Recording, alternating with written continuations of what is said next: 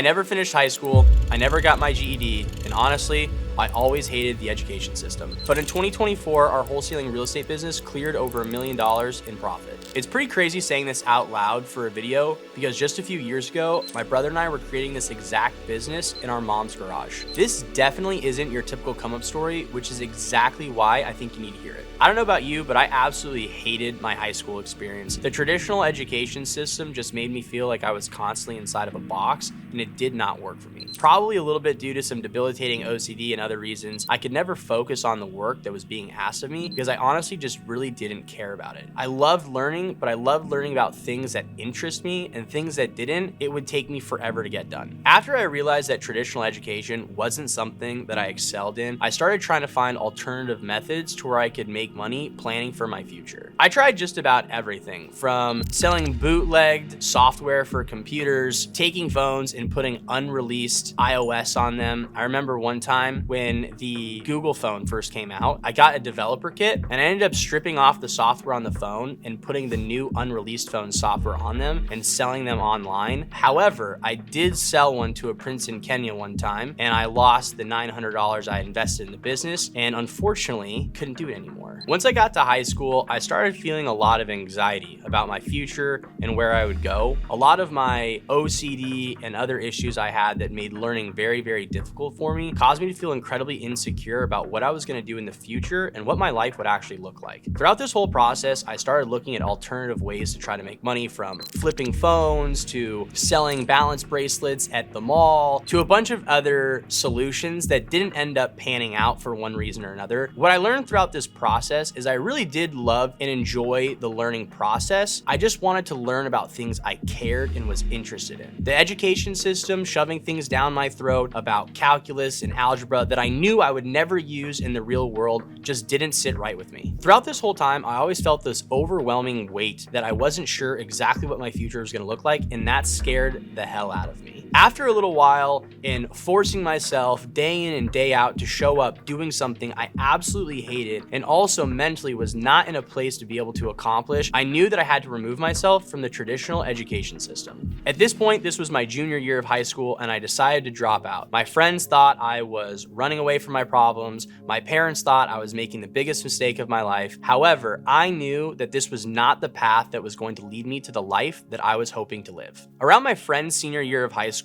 my girlfriend got accepted into college, and this was probably one of the lowest points I felt throughout this entire situation. I felt like a complete fraud, and I felt like somebody that she couldn't be proud of. So this forced me to start taking college classes at our community campus in Arizona to try to rectify the situation. Honestly, not because I really wanted to, but because I was afraid of what other people thought. During this time, one of my buddies had invited me to visit him from high school in Hawaii, so I absolutely jumped at the opportunity to take that trip. And when I was there, I felt a calmness and a peace that I hadn't really felt my entire life. Probably because I was removed from my everyday. I probably didn't have to worry about what other people were thinking or what my future had to look like, etc. And it just honestly felt like a great place to be. So I went home and I told my parents I was transferring schools and I was going to Hawaii to study. While I was in Hawaii, it was a fantastic experience. It gave me a lot of time to reflect on myself, what I wanted in my life, and gave me a bit of time to be away from the bubble I had grown up in and be out of the crosshairs from my parents, my friends, family, and what other people's opinion and what they thought I was doing. Once I realized you couldn't drive 15 miles without hitting water, I decided the island life was not for me. So I went home and recalibrated on what I wanted to do. At this point, I was still trying to please everybody. I was trying to make my girlfriend happy. I was trying to make my parents happy. So I decided I would go to Santa Barbara to finish school. It felt like a good place where I could be proud of. It felt like a step in the right direction, and it felt like other people would think it was an accomplishment. While I had a great time, made lots of friends, and connected with old friends, I quickly realized that I would never truly be happy until I stopped trying to live my life pleasing other people and do what felt right for me. So at this point in time in school, I had made a couple decisions and I hadn't told anybody about it. One was I definitely knew I was no longer going to try to finish school. It wasn't for me. It was kicking me down every option because I was fighting against it, and it just wasn't something that was a viable path for me to continue. The second being is I wanted to remove myself from the environment of everybody continuing their education and partying all the time, stopping me from actually focusing on the things that were important to me. One of the biggest things that I kept thinking about was a goal that my brother and I had way back when, was to get into real estate investing together. So on a random long weekend, I decided to drive down to Los Angeles just to see what would happen. I had no plan of what I was going to do, who I was going to meet, or what I was going to say, but I ended up in Beverly Hills,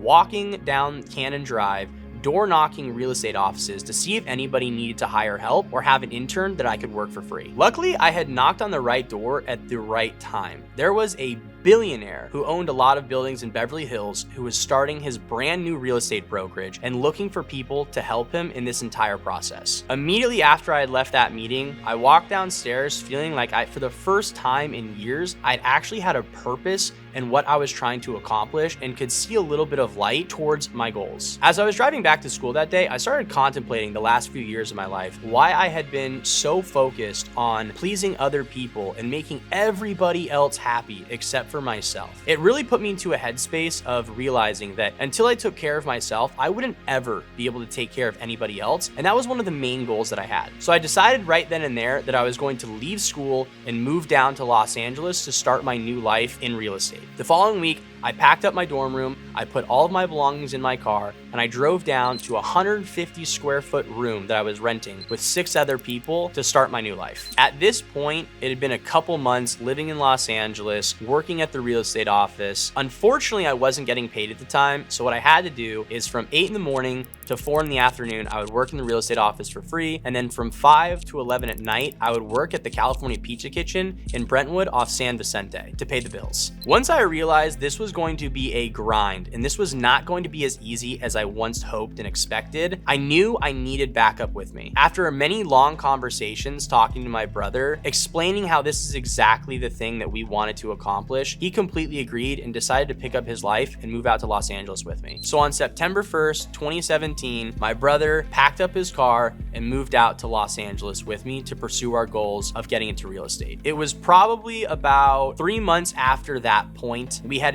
our first big deal. It definitely was not the glamorous life both of us were expecting. We found ourselves living in a fraternity house at a fraternity we weren't a part of at a school we didn't attend for $350 a month. Our beds were so close together, you couldn't even put a smart water bottle in between the two of them. After a couple months of this, probably 3 or 4, we ended up getting what we thought would be our first big break. I met a developer client who had a massive project and she wanted our brokerage to work on it together, which we would have gotten paid for. At this point, we had spent weeks and flying people out, going over meticulous plans on how we were going to make this happen. Tanner and I decided that since the deal was located in Arizona, we would move back home temporarily to oversee operations and make sure things were getting done properly. Unfortunately, unknown to us, the night we packed up our car, drove across the desert to get home, the boss, who we thought had our best interests at heart, went behind our backs and actually blew up the deal while asking to cut us out. So, what did we do? We woke up and we found ourselves in a situation where we had no job. We had just moved from where we wanted to be back home on our mother's couch. And on top of that, we had nowhere to live going back to California. So unfortunately, we spent the next 2 weeks looking for jobs on Indeed in real estate. We ended up flying out for a couple interviews, and we found ourselves back in California 3 weeks later in Santa Monica, living in a converted motel, working for a property management company. So after we had been living in this 350 square foot converted motel for a little while, my brother and I decided we needed to move on and get to our next opportunity. So we ended up going to a couple different property management companies, getting jobs in the higher up positions that afforded us to move into a new building downtown Los Angeles where we could officially have our first apartment. And let me tell you, it felt like we were moving in to the Taj Mahal when we got into this little 1,000 square foot apartment where we had our own bedrooms. One of the things Tanner and I used to love doing when we were younger was watching $1 Million Listing LA, which was one of the biggest reasons we chose Los Angeles as a place to start our real estate careers. We always were infatuated with the amount of opulence, money, and opportunity in this space, as well as who wouldn't want to live in California with perfect weather all year round. After sending hundreds of cold emails, we finally got an interview at the Douglas Elliman Beverly Hills office where a bunch of the stars from $1 Million Listing LA were actually working and running their businesses from. This was one of the most exciting times for Tanner and I. There were a nice little glimmer of hope showing us that we had an opportunity to get back on track with our goals, not just survive, but actually thrive doing what we loved. After Tanner and I had our interview, interview with the manager, they told us that they'd love for us to come aboard. This was such a breath of fresh air for Tanner and I. We needed this win to keep us going, and it absolutely fueled our tank. After we had spent about a year there, we had learned the ins and outs of the industry, we had learned who the top players were, and how to work the game properly to actually advance our way in the industry. At this time, Tanner and I ended up joining the Aaron Kerman Group, which was the #1 sales team in the country doing billions of dollars a year in real estate. We found ourselves holding $50 million open houses while pulling up in a beat up Honda Civic that should not be there. After we had joined, Tanner and I were finally able to start doing deals and transacting properly. Once we had done our first couple $1-million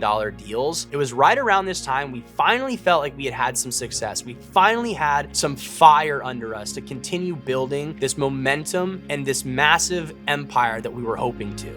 COVID hit, and it utterly destroyed us. The world shut down, and California getting hit with some of the toughest regulations during this period completely destroyed our industry, leaving my brother and I completely clueless on what we were gonna do to survive. We found ourselves with a lot of other people in the same boat as us, not knowing what to do. We found ourselves getting unemployment checks, on food stamps, sitting on the phone for 6 hours once because our unemployment pay didn't hit and we had no money for food. It was probably the rock bottom that we needed. At this point, we looked at each other and realized if we didn't pull ourselves out of this by our bootstraps, no one would. So throughout this process, we were looking into multiple different ways to try to make money, earning some money here, earning some money there. One thing we decided and discovered is that wholesaling real estate could be an incredible way for us to actually not only make money, but make a lot of it and put it back into real estate, which was our goal all along. During this whole process, my brother and I probably spent about $50,000 trying to learn from other individuals who had seen success in this space exactly how it was done. Tanner and I were definitely stuck in a situation called analysis paralysis. We were looking at every single way we could make our business better before we were actually even doing the things that were going to generate us revenue. After we had come to the conclusion that we needed to take a step back and we needed to reassess what we were doing and how we were doing it, we made the tough decision to decide to move back to our mother's house for a short temporary period of time to not only clear all the distractions away, but take every single dollar we had and put it into our business to generate more. All right, we're in the car. Things are packed. What did we just do? Spend 8 months at our mother's house, building it up. Boom. Anything to say to yourself in 1 year? Keep going. All right.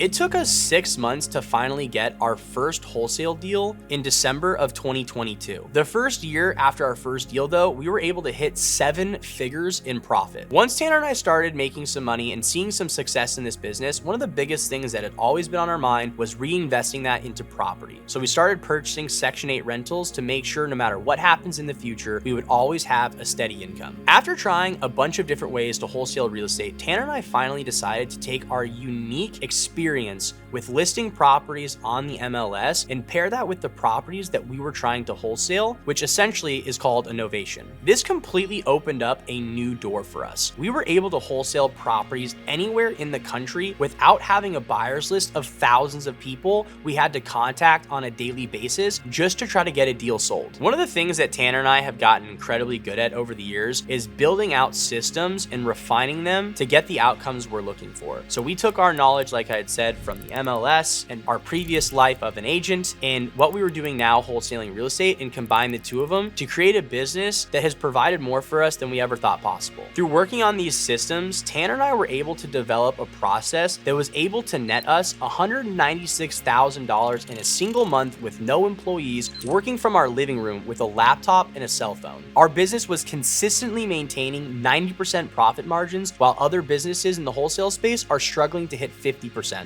Once we started seeing incredible amounts of success, we had a lot of friends and family that started asking us if we could help them do the same. Once we started seeing their results, we knew this was not luck, and it was the systems and processes we had designed that they were able to experience quantum leaps in their business. Look, I'm not telling you this story to brag. I'm telling you because if you're out there thinking that you need some fancy degree or perfect background to make it in real estate, you are absolutely wrong. We just took advantage of an untapped opportunity at the right time, and I want to show you how you can do the same. If you click on the a link in the description, you'll get an inside look on how we've built a wholesale business virtually that is incredibly profitable. Because let's be honest, nobody wants to run a bloated company with tons of employees just to get paid the average salary. So click that link and we'll see you in the next video.